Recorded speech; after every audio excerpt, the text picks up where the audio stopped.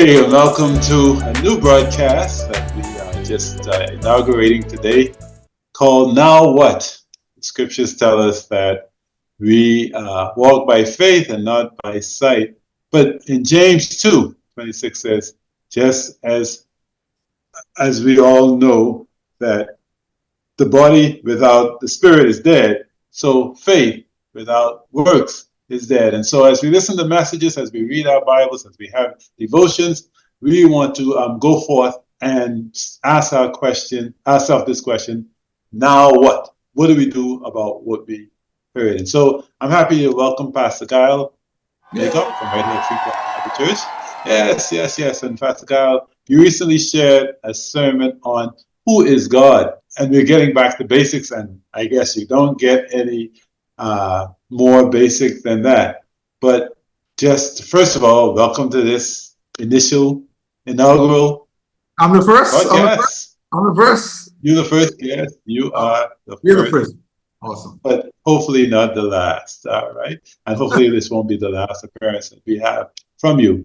But I was thinking about this idea of who is God. I think you can't get any more basic than that when you're going back to basics. And why should we answer this question? Who is God? Why is that so necessary? Well, first of all, it's necessary first from a church side of things. When we're talking about going back to basics, we want to start by going back to God. That is for us. That's where it all began. I mean, the very first 3 or 4 words in the Bible introduces us to this God. In the beginning, God created the heavens and the earth. And I believe, and we believe, without a shadow of a doubt, that in order to understand all of creation, in order to understand purpose, in order to understand the faith, we have to start with who it started with and who started it, and that's God himself. So to me, that's ground zero. That's ground zero for our faith. That's the best place to start. Yeah. And when we're answering that question, who's God, it seems ironic that a man is trying to answer the question, who is God? How do we work around us mere human beings trying to explain to anyone who God is? Good luck. Good luck. It is. Exactly. It is truly humbling, because the irony is the more we dive into and explore this whole idea of who God is, the more unworthy we feel, the smaller we feel.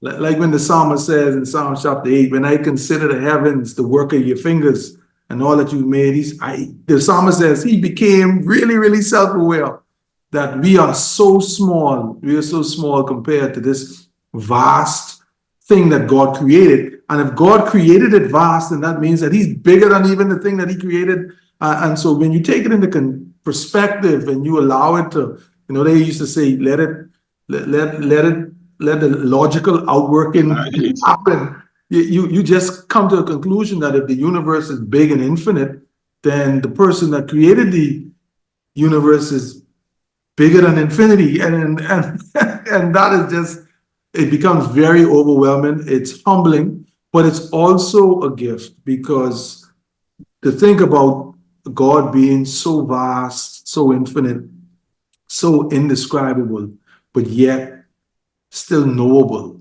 meaning that he made himself known to us, that he wants to be known, that there's value that's added to our life when he is known, that, it's very humbling. It's exciting and it's humbling at the same time. So, yeah. So should we even try to answer that question? I kind of know the answer to it, but I want us to think about that. Should mankind, human beings, try to answer someone who is asking, who may be genuinely asking the question, who is God? Since we can't fully do justice to it. Yeah, no, I think we actually called to lean in. I think we're called to observe. I think we're called to investigate. So the short answer is yes, we can, because God revealed himself to us. and what we know about God, what there is to know about God, has been given to us, has been revealed to us. Think about Moses. Moses, when God showed up to Moses and gave Moses all of these instructions, and then he turns around and Moses says, "Well, who should I say sent me?" And Yeah. then God has this he has this affinity of wanting to be known anyway. That's why he said, you're the God of Abraham, Isaac, and Jacob, or the God of the Hebrews. Like he wants to be known. He wants us to, and even in the New Testament, we're called to proclaim him, to talk about him. Yes. Psalm says I can't stop talking about the wonderful, wonderful majesty of God. So to make him known is act among ourselves is actually an innate calling of human beings. So we could try our very best, but I think as we do our very best, God sees us as an act of obedience and an act of faith, all mashed into one act, I guess. Yes.